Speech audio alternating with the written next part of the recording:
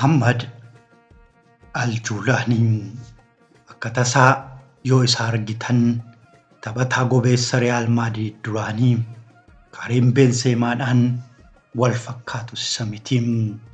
Ilma mootii fakkaataa qaama guutuu haala gaariidhaan ijaaramee qophaa'ee garaa bal'aa uffata bareedaa fi ulfinaa fi naatoo guutuu nama qabudha.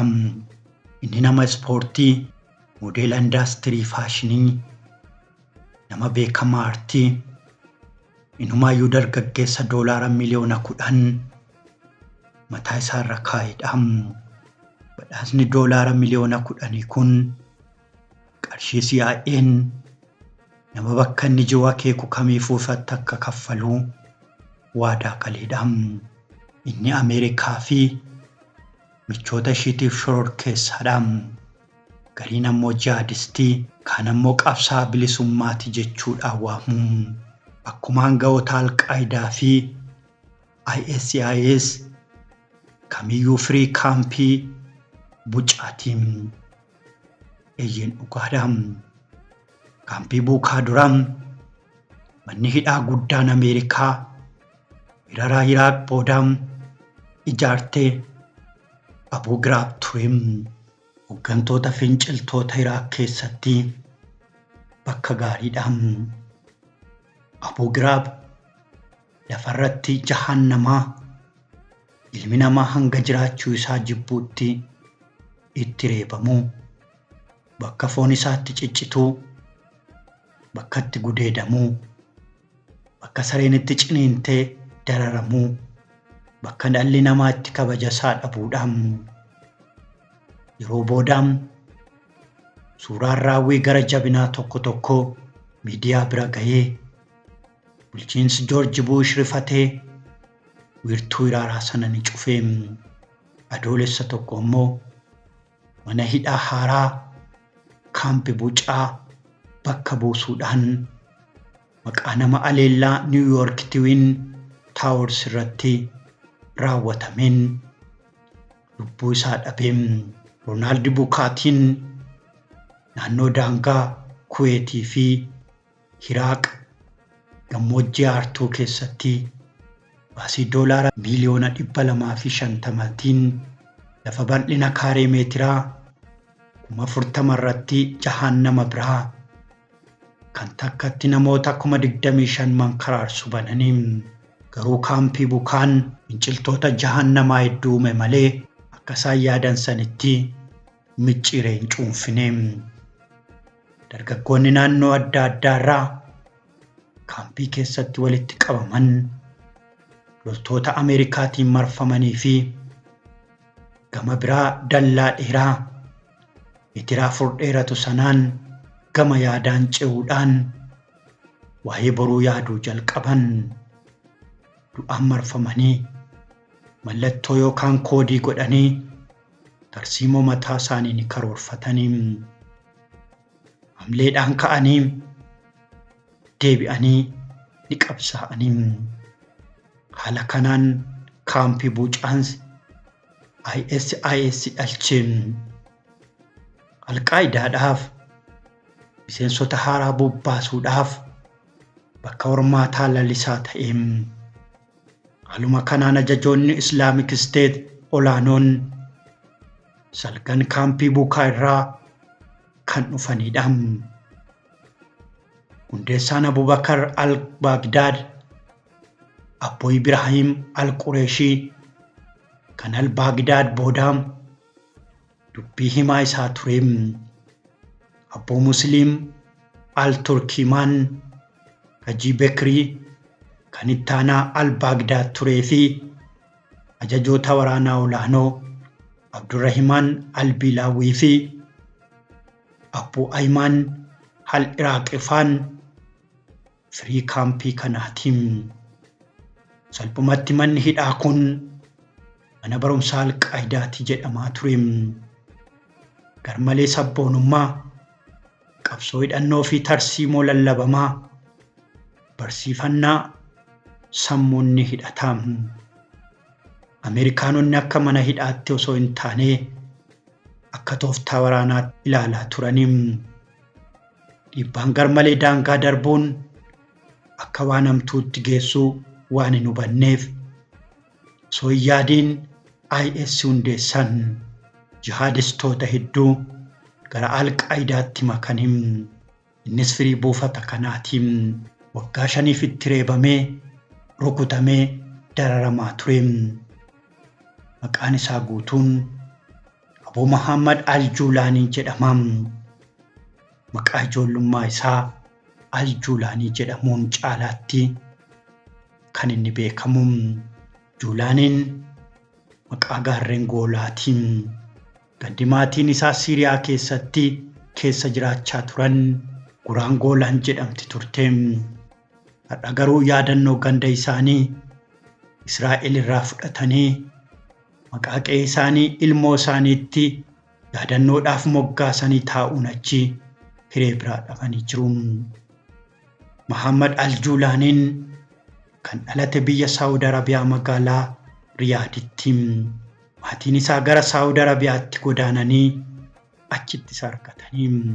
Guddinni isaa garuu biyya maatii isaa Sooriyaa keessaa Damaasqoorraa waa bicuu hiiqxee bakka argamtu magaalaa Meezzee jedhamtutti. Bara 2003 hoggansa Joorji Buushiin Ameerikaan Saadaam Huseen meeshaa jumlaa haxaa'uu hidhattee jettee himataa fi ololaa Iraaq irratti oofuun waraana isaa maqsuu bantee. Duulli Ameerikaan durfamu kun Saadaam balleessuudhaaf humna namaa walakkaa miliyoonaa biyyoota adda addaa irraa gara Iraaq erguun isaan yaadatama. Yeroo san dargaggoonni Arabaa hedduun gara Iraaqitti fedhiidhaan duulanii. Sunis Saadaam kufaatii oolchuuf osoo hin taane Araba salphina jalaa oolchuuf ture. Haaluma kanaan biyyoota Arabaa hedduu keessatti galmeen eegalame. Kana keessaa galmeen Siiriyaa mooraa imbaasii Ameerikaa Damaasqoo jiru cinaatti gaggeeffamaa ture. Namoota duula kanarratti argamanii fi mallatteessan keessaa tokko dargaggeessa Muhammad Al-Juulaanii jedhamu ture. Iraaq ga'anis waan danda'an hundaa godhaniiru. Garuu Saadaam Huseen baraaruu hin dandeenye. Fedhii isaaniis hin turre. Erga waraanni xumuramee booda Al-Juulaaniin dhaabbilee Arabaa ijaaruun Iraaq sochii farra Ameerikaatiin kakaase. Akkasumas nama Al-Qaayidaa Abuu Masaab Al-Zarqaawii waliin qunnamtii uumuun Al-Qaayidaatti makame. Yeroo gabaabaa keessattis iddoo olaanaa argate. Garuu yeroo muraasa booda harka Ameerikaanotaatti kufee gara kaampii hidhaa buukaatti ergame. Achittis hundeessaa ISIL Abuu Bakir Al-Baagdaad waliin wal arguudhaan mana hidhaa keessa osoo jiranuu tarsiimoo waraanaa sirna Bashir al-Assad Siiriyaa keessaa buqqisuu xineesse. Sammuudhaanis qophaa'ee ture. Bara 2008 dararama waggaa 5 booda ni gadhiifame. Silaa yoo du'an malee mana hidhaatti nafanii. Amiir Abuu Bakir Al-Baagdaadiin Iraaq keessatti Mosuulii fi naannawaa ishee bakka bulchuu garee Islaamummaatiin muudame. Garuu fedhiin isaa biyya seenee warraaqsa qabsiisuu ture. Abjuun isaa Asaad kuffisee Damaasqoo bulchuudhaan. Kanaaf humna namaa tokkoo fi horii wayinaa kennaatii gara Sooriyaatti na ergaa jedheen. Achi dhaqeen damee garee Islaamummaa Siiriyaa keessatti eegalchiisa jedhee Al-Baagdaad gaafate. Innis ni eeyyameefi. Garuu loltoonni ISIL maallaqa boba'aa Iraaq keessaa cunaniin machaa'anii waan turaniif gara Sooriyaa deemuu didanii. Loltoota 6 qofaatu tole jedheefi. Kanumaan Al-Juulaaniin garaa jabaatee loltoota 6 fudhatee doolaara 50,000 albaa gidaad irraa kennameef guduunfatee gara biyya abbaa isaa Sooriyaatti tarkaanfatee Sooriyaas ga'ee garee warraaqsaa addaa Al-Nusraa jedhamu ni hundeesse. Yeroo kana hoogganaa isaa duraanii albaa gidaadiif akka hin ajajamne beeksise. Sababiin isaa immoo albaa gidaadiin gocha gara jabummaa Islaamummaa keessatti hin eeyyamamne raawwachuu isaa balaaleffachuu ibsuun ture. Inumaayyuu ammas Alqaayidaa waliin tumsuu eegale.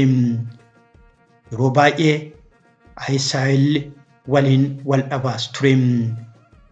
Yeroo kanatti bulchiinsa Siiriyaa Idiliib keessatti bulchuu eegale. Dhaaba Ayaat Altiitir jedhamus qindeeffatee jira. Lammiilee miliyoona 5 bulchaa. Mana murtii, mana hidhaa, kaabinee fi caasaa mootummaa mataa isaatii qaba. Naanna'ee lammiidhaaf gargaarsa raabsaa. Ameerikaan har'as nama isatti akeekee qarshii miliyoona 10 akka kaffaltu dubbachaa jirti. Waggaa tokko dura riippoortara Frontline Ameerikaa Maartin Smith waliin wal arguudhaan gaafiif deebii bal'aa isaaf godhe. Maartin Smith dokumeentarii cimaa mata dureen isaa The Jihadist jechuudhaan hojjete irrattis ni dhiyeesse. Seenaa kanaan booda inni fuula isaa ni geeddarate. Dokumeentarii kana booda dippiloomaatonni Ameerikaa tokko akka shororkeessaatti isaa ari'uu dhiifnee maaliif akka michuu keenyaatti isa waliin hojjannu jechuu jalqaban. Jabaa giddii jaalatu. Aljuulaanis akka jedhetti Ameerikaan jibbuu garuu imaammata Ameerikaan jibba jedhee ifatti dubbate. Nuti Ameerikaa hin deemne maaliif du'a fe'anii nutti shuufuun adda nu baasuudhaaf maaliif jedham. Aljuulaaniin qabsaa cimaa sammuu qulqulluu qabuudhaan akkuma jedhe godhee kun warra Al-Saad buqqiseera. Sirnichas kuffiseera. Turra malee ni urra jedheen. Waraana waliinii keessatti miidhaa hamtuu fi rigaa guddaa boodaan waan akkanaatu dhalata.